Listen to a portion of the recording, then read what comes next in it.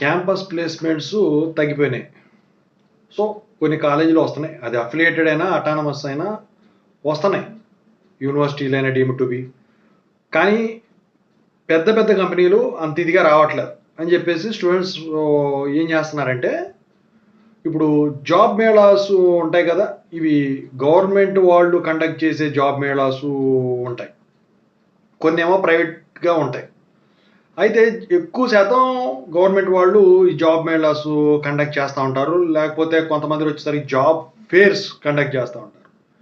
ఈ జాబ్ ఫేర్కి వెళితే జాబ్ వస్తుందా, అసలు మంచి కంపెనీలు వస్తాయా, రావా, అక్కడ సిట్యుయేషన్ ఎలా ఉంటుంది అని చెప్పేసి చాలామంది స్టూడెంట్స్ ఒక వీడియో చేయమని చెప్పేసి ఇప్పటి నుంచో అడుగుతున్నారండి. ఇన్ని రోజులుగా నాకు గుర్తుకొచ్చింది, అందుకనే ఈ వీడియో చేయడం అయితే జరిగిందనమాట. ముందుగా అయితే మీకు ఏమైనా డౌట్స్ ఉంటే కాల్ మీ 4 యాప్ ఐడీస్ వచ్చేసరికి డిస్క్రిప్షన్లో ఉన్న టెలిగ్రామ్ గ్రూప్ ఏదైతే ఉందో దాంట్లో షేర్ చేశాను. ఆ గ్రూప్లో జాయిన్ అయితే తెలుగు ఇంజనీరింగ్ ఎడ్యుకేషన్లో ఖచ్చితంగా అయితే కాల్ చేయండి. ఇంతవరకు ఈ ఛానల్ సబ్స్క్రైబ్ చేసుకుని వీడియో లైక్ చేసి షేర్ చేయండి.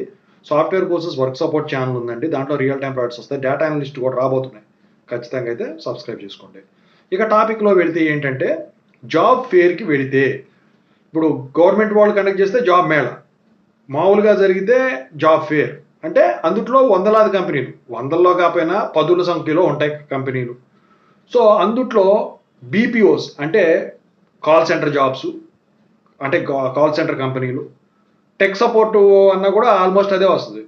సో ఇవే కాకుండా ఇంకా సాఫ్ట్వేరే కాకుండా అందులో ఎలక్ట్రికల్ సంబంధించినవి, ఎలక్ట్రానిక్స్ సంబంధించినవి, మెకానికల్ సంబంధించినవి కంపెనీలు వస్తుంటాయి, సాఫ్ట్వేర్ కూడా వస్తాయి. కాకపోతే ఇక్కడ మీరు జాబ్ ఫేర్లో రెజ్యూములు ఇవన్నీ డ్రాప్ చేయమని ఒక బాక్స్ పెడతారు. సో ఆ రెజ్యూమ్లు అన్నీ అందులో వేసేస్తారు.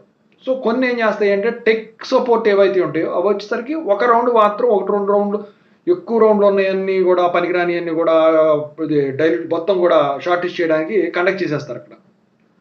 సో ఆ మిగతా రౌండ్లు ఏవైతే ఉంటాయో అవి వచ్చేసరికి ఆఫీస్కి రమ్మని చెప్పి అడుగుతారు. ఇక సాఫ్ట్వేర్ కంపెనీస్ లాంటివి అనుకుంటే రెజ్యూమ్ చూసుకొని షార్ట్ లిస్ట్ చేస్తారు.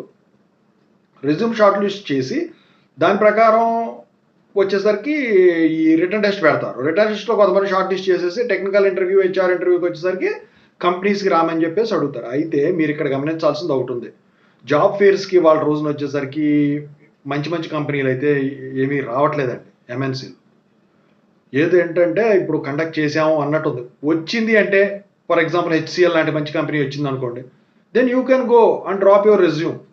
ఇక కాల్ రావటం రాకపోవడం అనేది it depends upon your portfolio, అంటే ఈ రెజ్యూమే. సో అది ఎలా తయారు చేశారు ఏంటని దాన్ని బట్టి ఉంటుంది అనమాట. జాబ్ ఫేర్కి వెళ్తే అడ్వాంటేజా కాదో దాని ప్రకారమే మీరు డిసైడ్ చేసుకోండి, ఓకేనా. సో మీకు రాసి పెట్టుంటే ఏ ఫేర్కి వెళ్ళినా వెళ్ళకపోయినా ఎక్కడైనా కూడా మీరు పడే కష్టం, మీరు తయారు చేసే పోర్ట్ఫోలియో బట్టి, మీరు ఇచ్చే ఆన్సరింగ్ బట్టి, మీ క్యాపబిలిటీని బట్టి జాబ్ అయితే గ్యారంటీగా వస్తుంది. అది ఒక ఇంటర్వ్యూ వచ్చినా 10 ఇంటర్వ్యూలు వచ్చినా, ఓకేనా, అదనమాట.